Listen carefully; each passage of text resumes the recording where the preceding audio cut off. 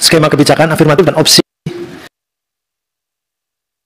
lain yang memungkinkan sesuai ketentuan peraturan perundang-undangan bagi guru dan tenaga kependidikan honorer yang dalam proses perencanaan dan pengadaan ASN baik dalam formasi CPNS maupun P3K dan melaporkan kepada Komisi 10 DPR RI paling lambat tanggal 21 Maret 2021.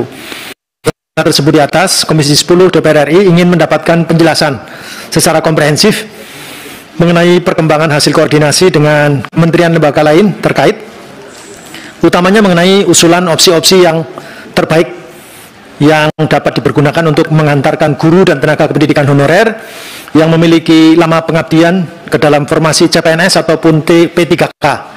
Opsi-opsi tersebut diharapkan sebagai langkah awal upaya menyusun kebijakan makro strategis mengenai guru dan tenaga kependidikan honorer yang didasari pada data pemetaan menyeluruh jumlah dan komposisi guru dan tenaga kependidikan honorer secara nasional.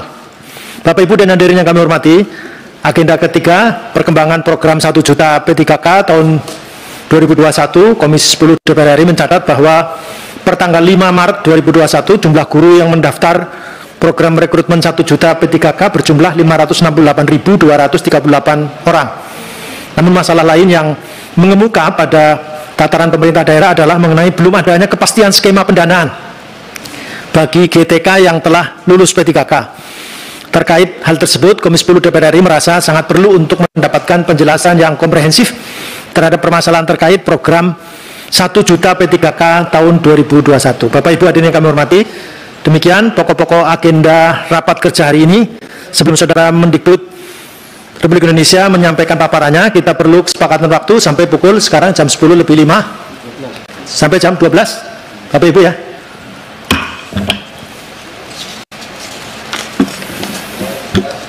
Kemudian selanjutnya kepada Saudara Menteri Pendidikan Kebudayaan Republik Indonesia untuk menyampaikan paparannya. Monggo, Mas Menteri.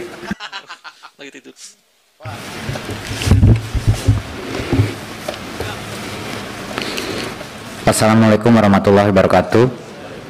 Yang terhormat Pak Ketua, yang terhormat Bapak Ibu Wakil Ketua, dan para anggota Komisi 10 DPR RI. Terima kasih pertama kali untuk laporan panja peta jalan pendidikan. Terima kasih untuk kerja keras Bapak Ibu untuk mendapatkan berbagai macam masukan. Jadinya Kemendikbud merasa sangat terbantu. Seperti yang Bapak Ibu bilang, ya, peta jalan ini adalah suatu draft atau ya bisa dibilang prakonsep gitu.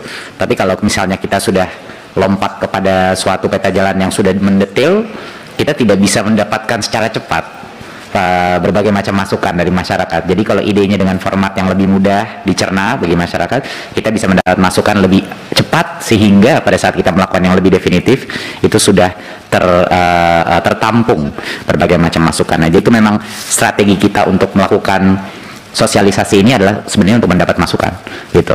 Kita ke arah mana nih sebenarnya? Sepertinya sudah terlihat bahwa ada keinginan sebenarnya dari masyarakat maupun juga dari Komisi 10 untuk meningkatkan kedalaman baik dari aspek filosofis tapi juga dari sisi sektoral, ya, kelihatannya lebih ingin suatu strategi yang lebih komprehensif gitu ya. Jadinya itu kami menjadi masukan bagi kami, dan terima kasih untuk kerja keras Komisi 10 untuk bisa merealisasikan masukan-masukan untuk peta jalan pendidikan. Pasti akan terus kita jalani, kita kaji, dan akan terus kita sempurnakan. Saya masuk agenda pertama hari ini.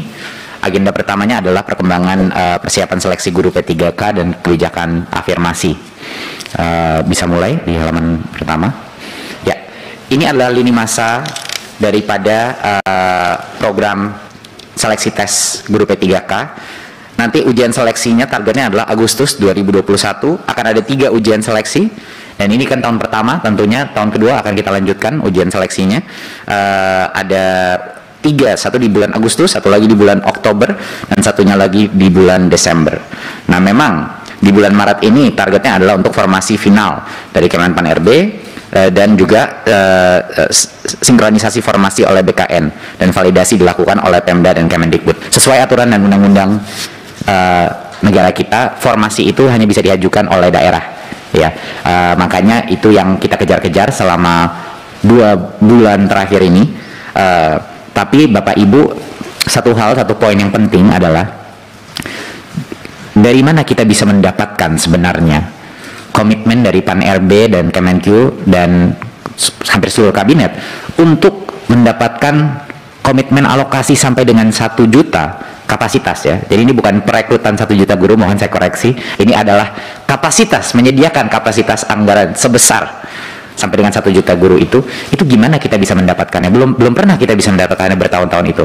Alasannya kenapa kami berhasil memperjuangkan angka itu adalah dengan kondisi adanya tes seleksi.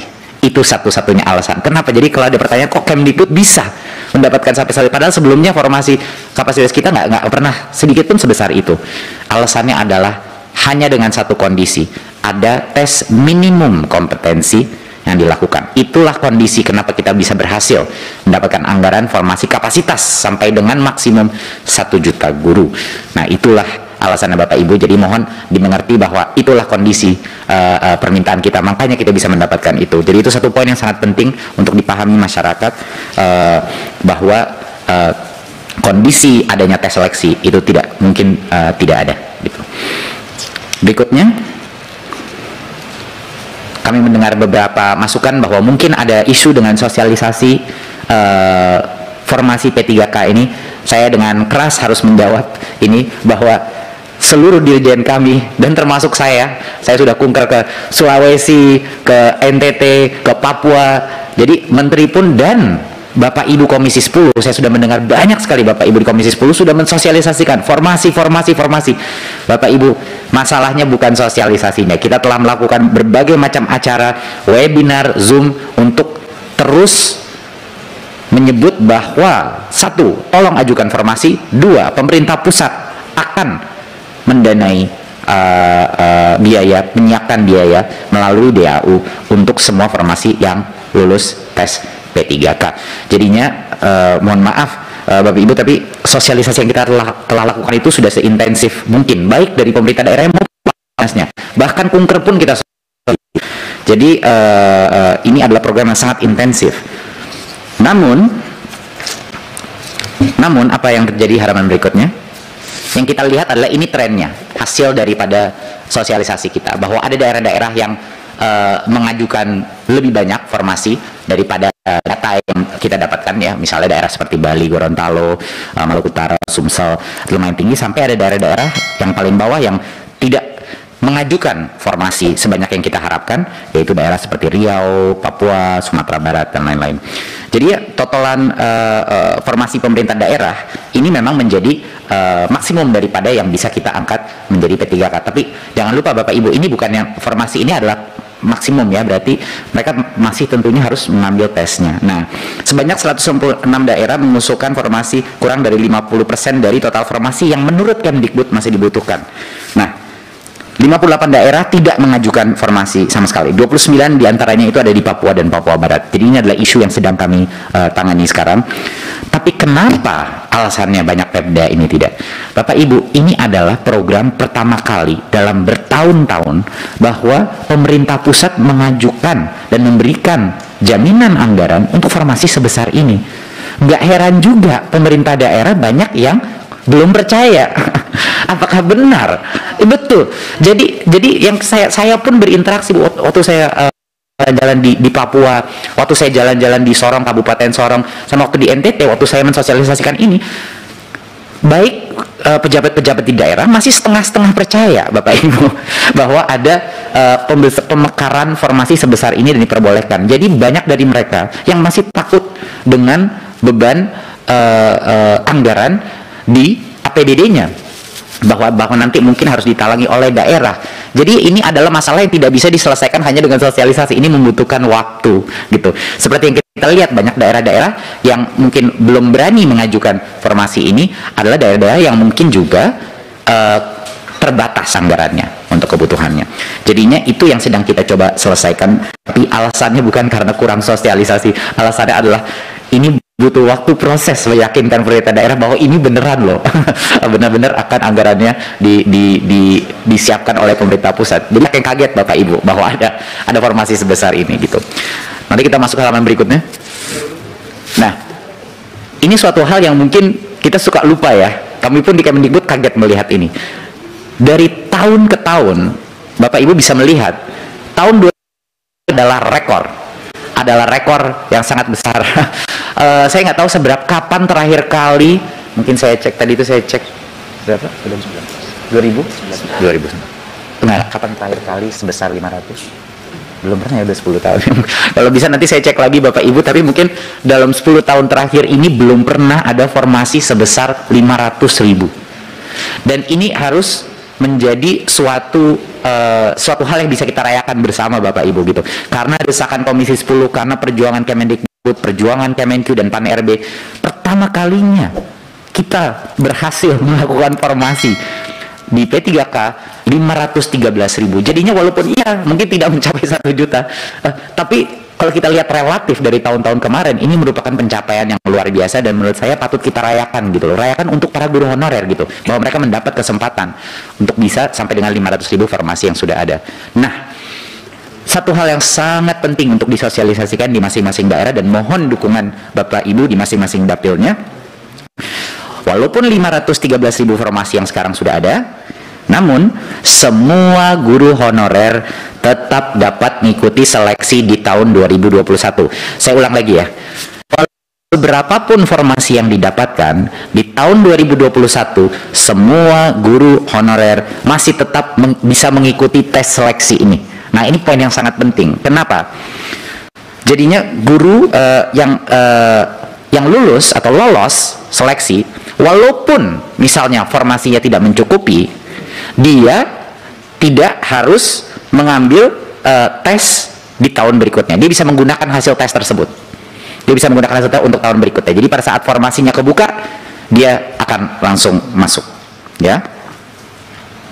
Jadi itu suatu hal yang penting. Jadi Bapak Ibu, yang akan terjadi tahun ini adalah semuanya akan mengambil tes, ya. Dan seperti yang saya ulang 5-10 kali, dan mohon diulang lagi, hanya yang lolos seleksi yang akan menjadi P3K. Jadinya kalaupun yang lolos seleksi itu di atas 500.000, ya, atau mungkin di daerah-daerah tertentu di mana formasinya belum terbuka, dia akan disiapkan untuk tahun berikutnya. Dan bulan Agustus adalah di tahun ini adalah bulan di mana Kemdikbud akan mengejar pengajuan formasi untuk tahun berikutnya. Jadinya semua daerah-daerah seperti Papua, Riau yang masih mungkin perlu kita penekanan, perlu memberikan mereka keyakinan, itu kita sampai tengah bulan Agustus bisa. Tetapi semua guru itu bisa mengambil tes pertamanya dia di tahun ini. Jadinya pun kalau dia gagal, dia tahu apa kelemahan dia dan dia bisa belajar lagi mengambil tesnya tahun berikutnya. Jadi ini bukan suatu masalah bahwa angkanya 500.000 gitu. Halaman berikutnya. Dan tentunya kali ini berbeda. Saya sudah menekankan ini beberapa kali. Kali ini apa sih bedanya? Bedanya adalah dengan tim baru di Kemdikbud dan GTK yang lumayan handal di bidang pengajaran online. Dan ini memang salah satu fokusnya kita. Kita ini secara esensinya membuat suatu MOOC. Kita buat sedikit universitas P3K lah gitu namanya. Ya, online universitas P3K, di mana program guru belajar dan berbagi ini bukan cuma dari kita, tapi guru-guru pun. Jadi mengajar bagaimana caranya untuk bisa meningkatkan probabilitas untuk lulus seleksi ini. Jangan lupa Bapak Ibu, kepentingan daripada tes seleksi ini bukan hanya untuk membuktikan minimum kompetensi dan melindungi anak-anak kita, guru-guru yang tidak memenuhi minimum kompetensi. Tetapi yang membuat saya sangat semangat dengan adanya tes seleksi ini adalah karena semua materi sudah kita berikan secara online dan guru bisa secara mandiri belajar, kita juga bisa menemukan atau mengidentifikasi siapa sih guru-guru kita yang niat belajar. Iya kan? Siapa guru-guru kita yang niat belajar? Guru yang hebat bukan hanya guru yang bisa mengajar. Guru yang hebat adalah guru yang punya motivasi belajar sepanjang hayat. Ya, dan inilah makanya program guru belajar dan berbagi ini sangat penting, karena kita tidak bisa memberikan saja mereka ayo lolos seleksi, kita dukung dengan pengajaran online yang terskala untuk hampir semua guru honorer kita, dan ini bimbingan ini terus akan kita laksanakan. 256.000 guru telah mengakses situs guru belajar dan berbagi, dan 101.000 guru telah bergabung dalam forum diskusi. Ini partisipasi yang luar biasa. Di masa pandemi ini satu hal yang positif yang sudah kita lihat secara data Bapak Ibu adalah partisipasi guru dalam pembelajaran apapun yang sifatnya online itu sangat tinggi kehausannya. Nah, ini harapan saya calon-calon yang akan lulus seleksi adalah yang dengan kehausan belajar yang tinggi.